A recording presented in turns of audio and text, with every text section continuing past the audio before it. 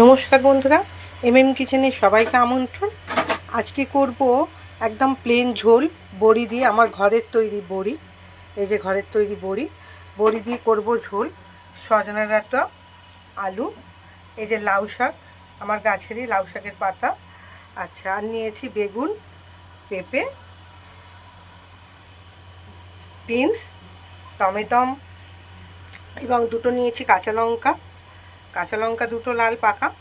এই দিয়ে আজকে করব নিরামিষ ঝোল। প্রথমে বড়িগুলো ভেজে নেব।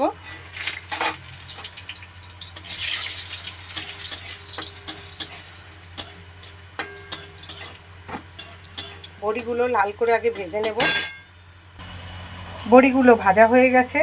এবারে এক এক করে সবজিগুলো সব ওর উপরে তুলে দেব। সবজিগুলো এক এক করে কড়ার মধ্যে তুলে দেব।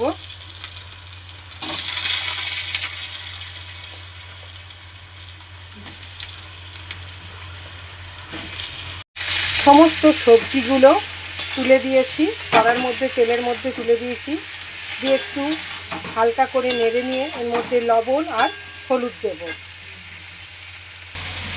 এখানে আছে হলুদ, লবণ, জিরে গুঁড়ো আর আদাটা একটু গ্রেট করে নিয়েছি। এটা এবার দিয়ে দেব। দিয়ে দিচ্ছি এর মধ্যে।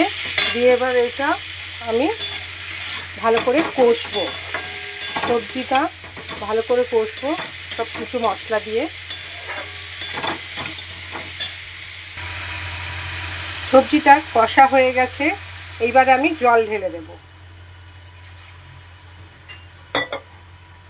জল ঢেলে দিলাম। দিয়ে সবজিটাতে এইবারে একটু গ্যাসটা বাড়িয়ে দেব। দিয়ে এর মধ্যে চাপিয়ে দেব। এইবারে এর উপরে দিয়ে দেব লাউ পাতাটা দিয়ে দেব। দিয়ে একটু নেড়ে ছেড়ে ঢাকা দিয়ে দেব। এটা সেদ্ধ হবে। ঝোলটা দেখুন, ঝোলটা সেদ্ধ হয়ে গেছে, একদম আলু সেদ্ধ হয়ে গেছে। এই যে আলু কেটে যাচ্ছে, হ্যাঁ, আলু বেগুন সবই সেদ্ধ হয়ে গেছে। এইবারে ঝোলটা আমি ঢেলে নেব।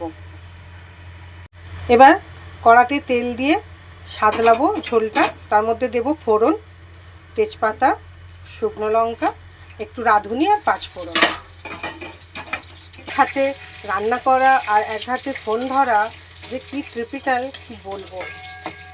কিন্তু শখ আর ভালোবাসা এই রান্না, সেই জন্যই আর কি করা। এইবারে ফোড়নটা হয়ে গেলে এবারে ঝোলটা দিয়ে দেবো। আর আমার ছেলেরাও ভীষণ ভালোবাসে যাতে আমি একটু রান্নার ভিডিও ছাড়ি, সেই কারণেই করা। ফোড়নটা ভাজা হয়ে গেছে, এবার ঝোলটা ঢেলে দিলাম। এবার ফোড়নটা দিয়ে ঝোলটা ঢেলে নিলাম, ফোড়নটা ভাজা হয়ে যেতে। এইবার দিয়ে দেব বড়িটা, ভাজা বড়িটা দিয়ে দিলাম।